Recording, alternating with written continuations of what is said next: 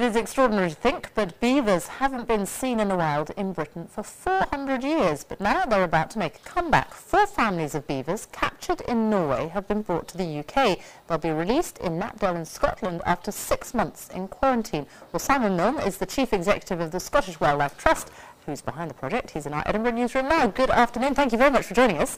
Just explain, why did they disappear in the first place? Well, they were hunted to extinction by man, primarily for their pelts.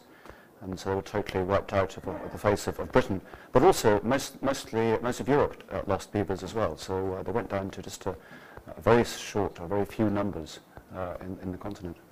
So you've got 4 families which have been captured in Norway. Just talk us through the next few steps. Okay, we spent 2 months capturing these 4 families, about 17 beavers.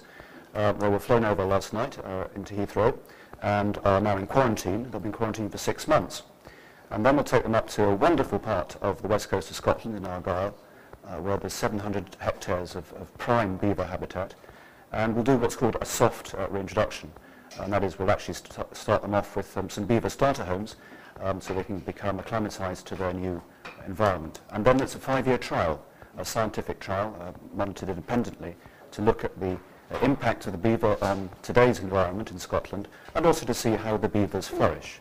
So after 5 years, we could potentially see a lot more beavers being brought into this country if obviously it's a success. Yes, if it's a success, I certainly hope so, and the trial will tell. But 24 other European countries have already introduced beavers successfully, and there's been no major catastrophes there. So we're very hopeful that this will be a successful trial and maybe lead to other releases elsewhere, but of course that will be subject to a licence from the government. But let's wait to see what the trial comes out of the trial. Well, it'll be amazing to see them back here after 400 years. Simon Milne, thank you very much for joining us. It's a pleasure.